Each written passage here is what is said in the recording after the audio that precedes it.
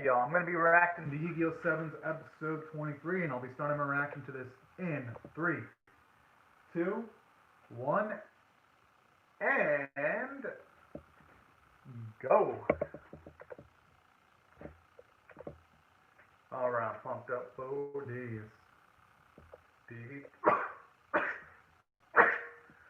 I apologize for the sneezing, y'all. Don't worry though, I'm perfectly healthy right now. I just love how it has 66. Kind of like the number of evil. I wonder if there's going to be an evil motif to Neil's deck.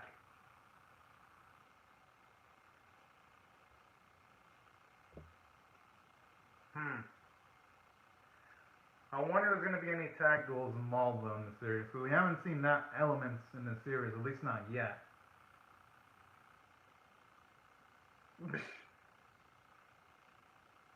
Dang.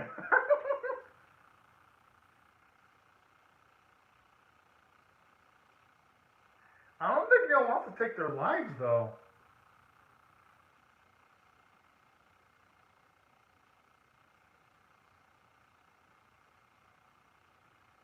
What, is it gonna be some kind of like restaurant inside of there? It looks pretty homely there, if you ask me.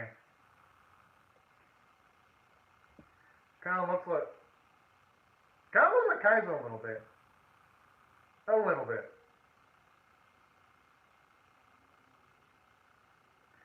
Okay, I like how Roby's all smiling and happy, and everyone else is shocked. I like it though.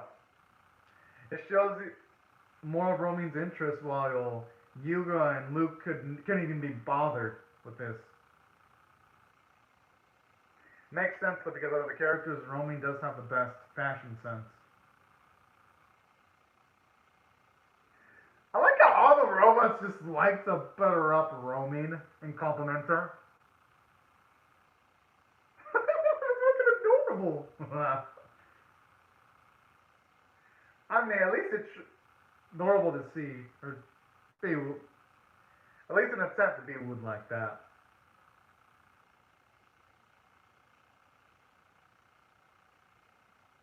Of course, that'd be enough to attract Luke.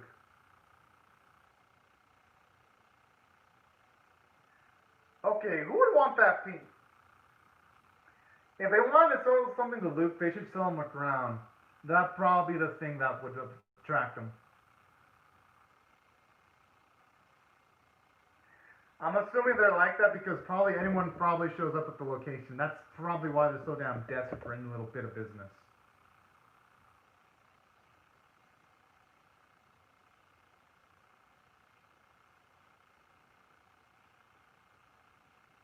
Hmm.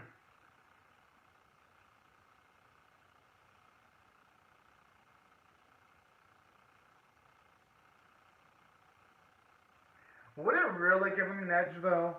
Because how's that going to exactly relate to the type of deck that Neil utilizes? The hell does it feel underhanded? Since there's cameras around this building, Neil probably has a grasp of what type of deck that Yuga, Luke, Romin, and Gotoku utilize at this point.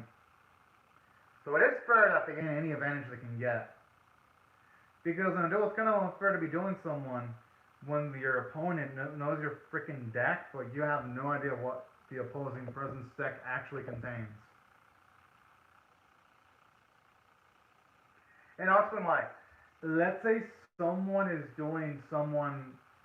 Let's say you're doing someone. You know you have a dragon deck, and someone utilizes, say, a random ass card like, say, a Buster Blader that would have big advantages against someone that uses mostly a dragon only deck. That would give a person a lot of advantages. Kind of like that example where the knowledge can really act as a kind of boon. I like this song. Oh, you know what? Gotoku hasn't really had much duels yet, though. Hope he gets something soon because they've only been giving Yuga, Romin, and Luke the spotlight. And it just feels like the fourth wheel that hasn't really had much of anything to do yet. I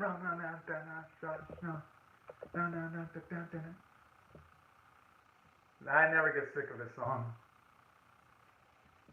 Seriously, it feels like a party's about to start. Na na na na na na na. Rush, go rush, rush, da da da. Na na na na na na na. Rush, go rush. Like no matter this series, it might have its falls, but damn, the song is so damn addicting. I never get sick of it. I like his annoyed face. Okay, for a second I thought he was playing Tetris. It looked a little bit like Tetris there.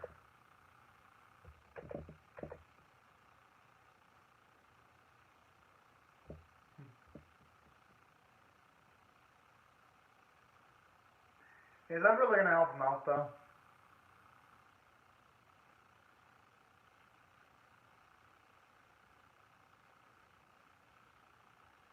Huh.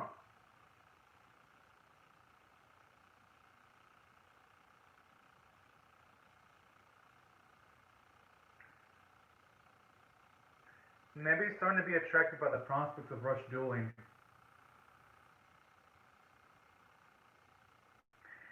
I had a feeling that was it. Mm-hmm.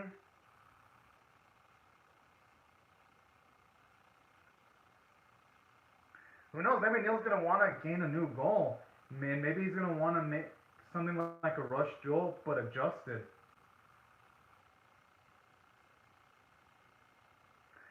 At least that explains why he keeps on utilizing his lackeys.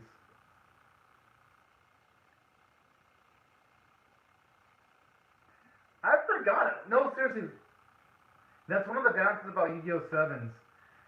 Like the Gohan Corporation has become such jokes that I've completely forgot about the existence of the characters with like a mask. I've completely even got stopped giving a shit. The only characters from the Gohan Corporation I give a shit are just Neil, Mimi. Everyone else in the Gohan Corporation just fuck off because they have done nothing to make themselves stand out at all. And I'm gonna keep that stand until this series proves me otherwise.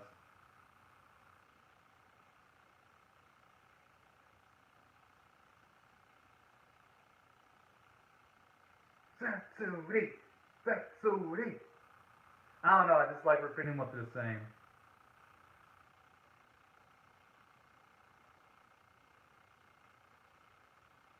Yeah, that looks good.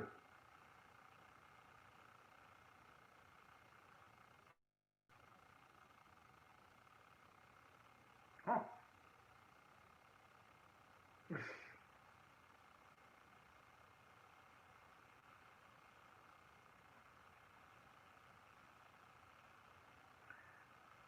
What are they? They want to get Neil out of power? Because with their body language, had a feeling because they have their arms crossed too, and usually when people do that, that means they're uncomfortable with you. That's why I had a feeling that was the case.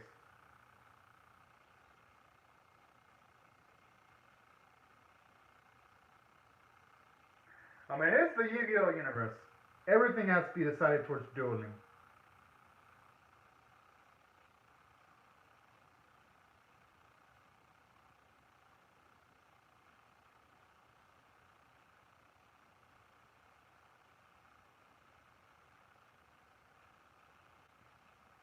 Honestly, what the fuck has the Goha Corporation done to try to stop Yuga?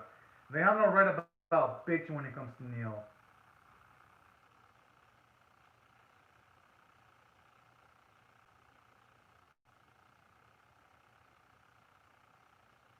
Hmm.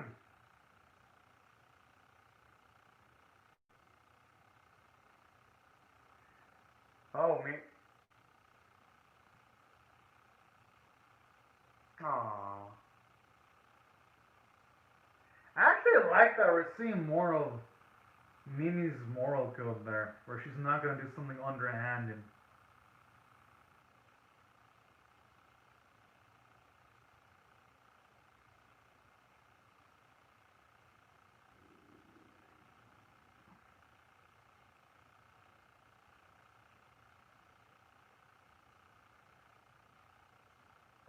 snap! It looks like the hexagon might actually, it might actually look in a piece other than a smile. Oh shit!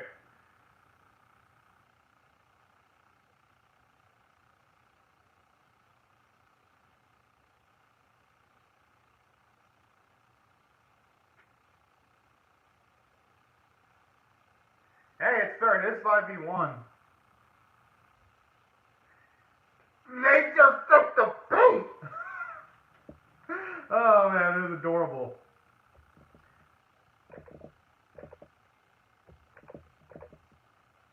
And I actually like this. You're seeing some character development from Neil. He's being drawn into what Yuga wants. He's trying to understand his stance. That's growth right there. Okay, what the game is that?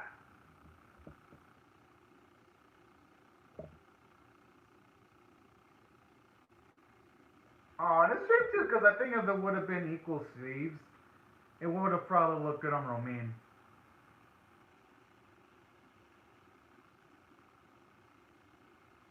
It's 6-6. How do you expect good fortune from this?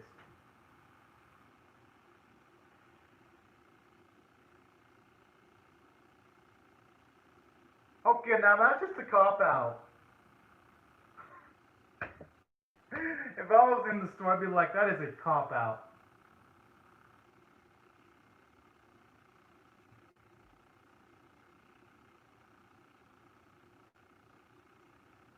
Okay, why is he seeing a 7 roads card in the wait, is that a blue eyes white dragon?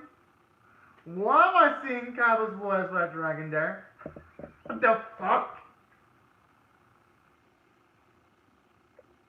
As for Norton and Perez, hopefully we get an explanation of what Yugo was thinking in this episode. But yeah, I mean, so far, as far as the U7s go, episodes go, yeah, this actually has been decent. I actually love what they've been doing with Neil with character development. They're actually building him into a pretty dang cool antagonist. It took this series 23 episodes to finally have someone with a dam as an antagonist, but hey, better late than never. It just took it a while though, because original Yu-Gi-Oh! Had Seto Kaiba from episode 1 and Pegasus in episode 2, two amazing antagonists. 5D's had Jack Atlas from the first episode, you already hated his guts. Here, it took 23 episodes, but I'll give it credit, Neil's a good villain. And that's something I'll give credit to the Ego Sounds writers.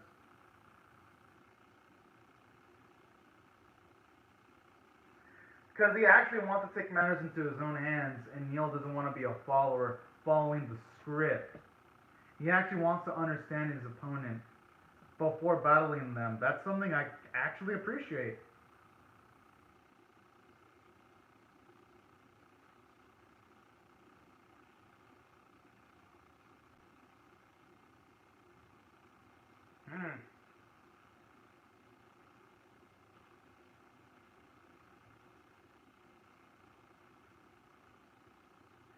Oh snap, we're finally gonna be what we've all been waiting for.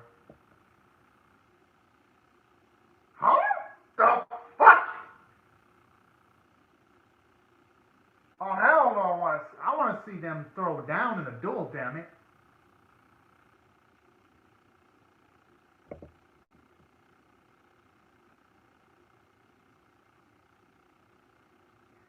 Please let there be no interruptions before this match. I just want to see Neil and Yuga do. Okay, they're going good. Whew, they had me worried for a sec. I agree, because Raw has a lot of potential too.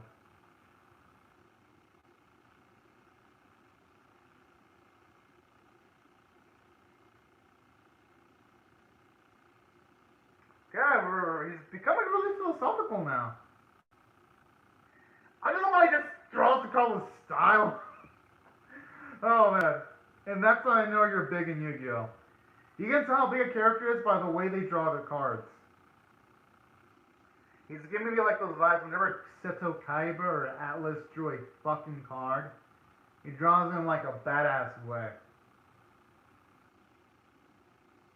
Or even Merrick from the original Yu-Gi-Oh! Or even Bakura, like the way they drew cards like absolute savages.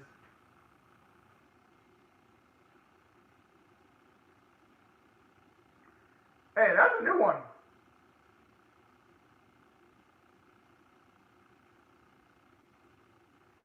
Hey, that's actually a pretty damn good effect.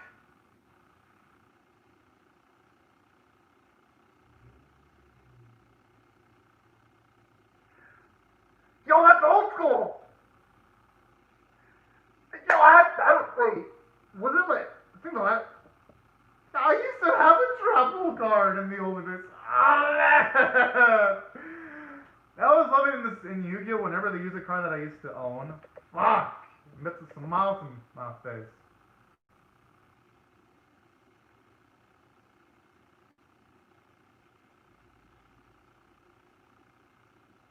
At least now that puts you on his guard, though. And at the very least, he can't use Trap Hole again. Provided that Neil doesn't have two more of them stocked up in his deck.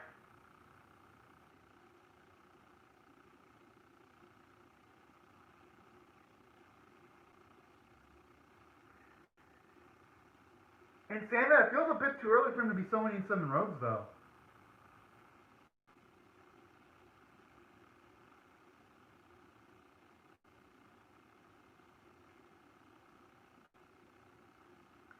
Because, don't get me wrong, he'll be able to attack Fenton,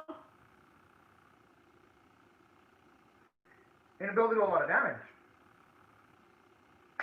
That's why I felt it was too early.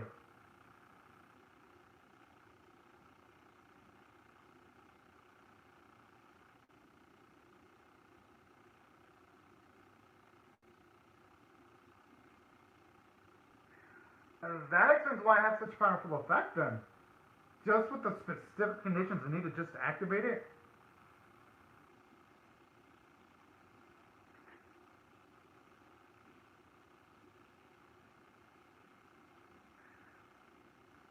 Okay, what type of strategy does he have? Maybe he has a... No, maybe he has a card where if he can predict the specific card that's in the bottom of his effect, of his deck, he might get an actual bonus. I think there are cards in Yu-Gi-Oh! Where... That's true. Oh, yeah, that's true. Oh. Damn, Yu-Gi-Oh's changed. It's because when I played Yu-Gi-Oh! It was years ago. At least back in the day when I played Yu-Gi-Oh! You could have, like, 3 trap pulls. I guess it makes sense why they would limit it. Trap pull, yeah. Because its effect was too, it was too overpowered trap pull.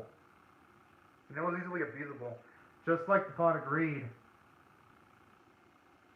I know for sure Pot of Greed, I know that one's a straight up ban in the CCG. For like forever that's been banned, Pot of Greed.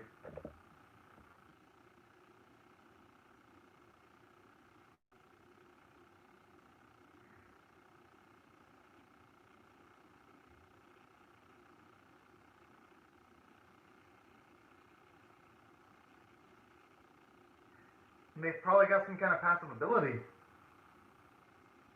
I don't know, maybe they have some kind of like combination ability.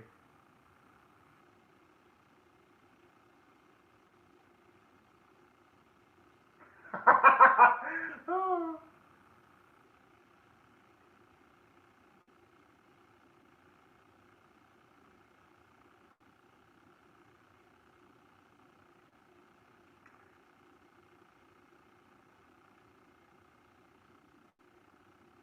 Jeez. Okay, that's a pretty damn good effect.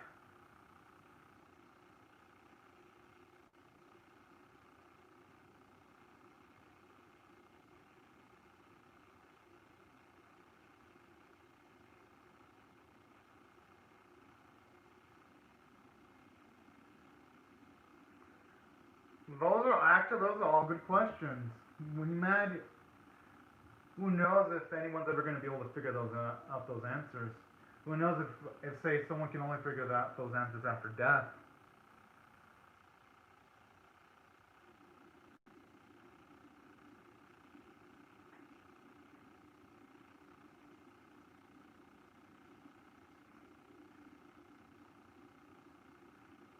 Hey,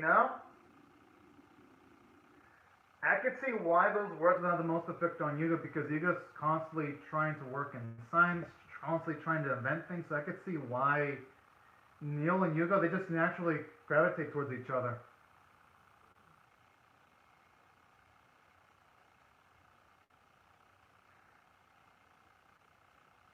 Okay, for a second, he was just about to unleash an energy beam from his hand.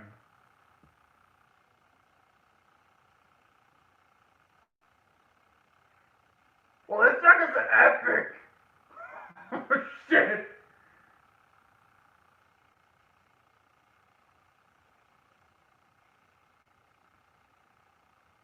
Okay, now it just looks like he's about to summon a legendary creature with, like, that extravagant animation. Woo! Okay, this track is a banger. Normally, I don't compliment the Yu-Gi-Oh! 7's OST, but damn! Whoever's in charge of the soundtrack, they came to work for this episode.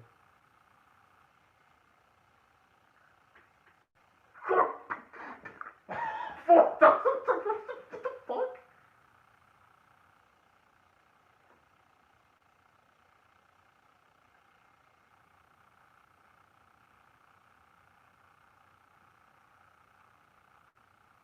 Wait, he didn't want to just scream before it was wrecked? Okay, talk about overkill. That's just it being wrecked, but screaming like that.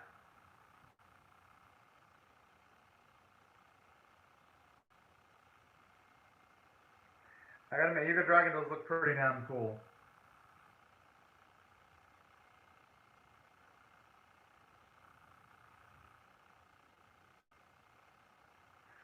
Wait, so had an extra ability too? Wait, did he just lose?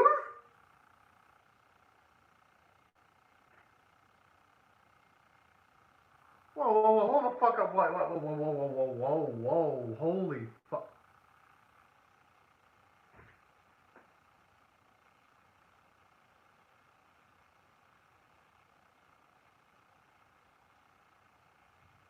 Uh, wow, okay, this is, how many out of 10s have we delivered to a Yu-Gi-Oh! 7s? Like, maybe one? This is probably like the second or third 10th episode. I don't even have to think about this. This episode was absolutely fan-fucking-tastic.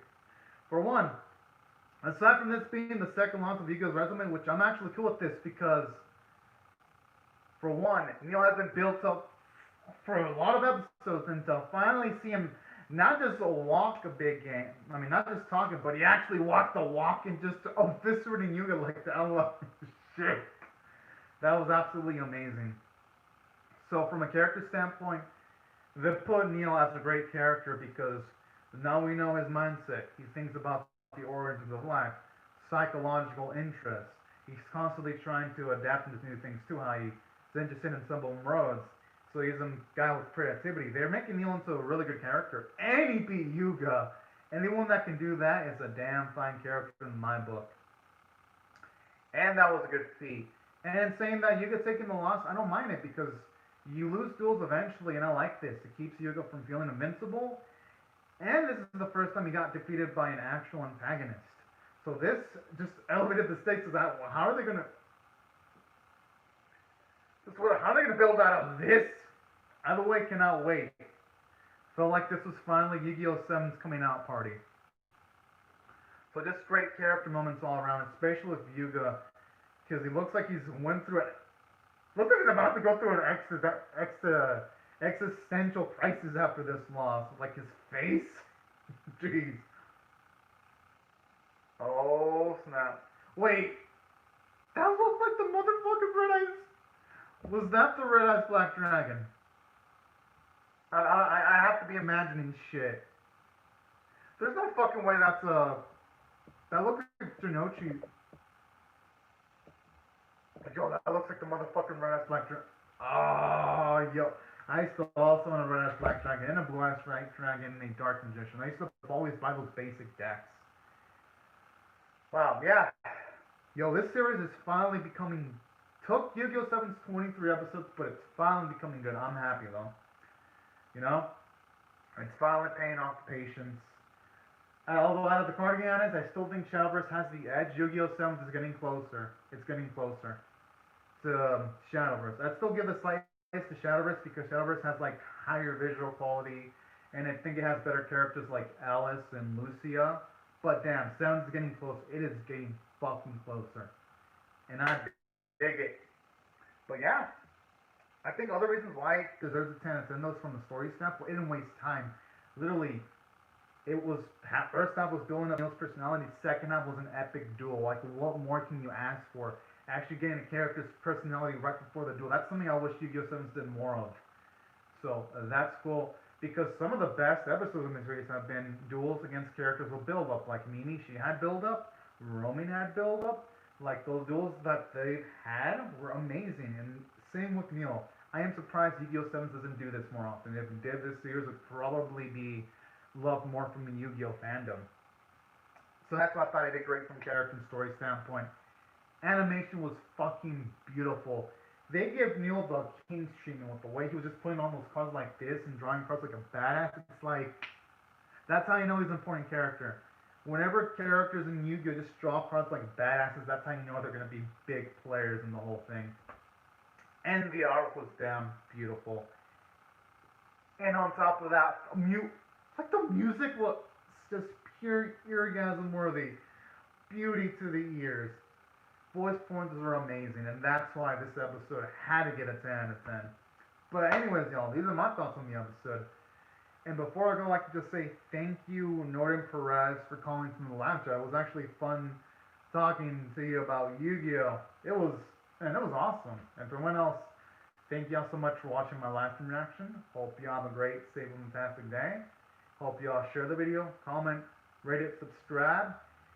And thank y'all so much, Norton Perez, and also everyone else. Hope you have a fantastic day, and thank you so much for watching my video, everyone.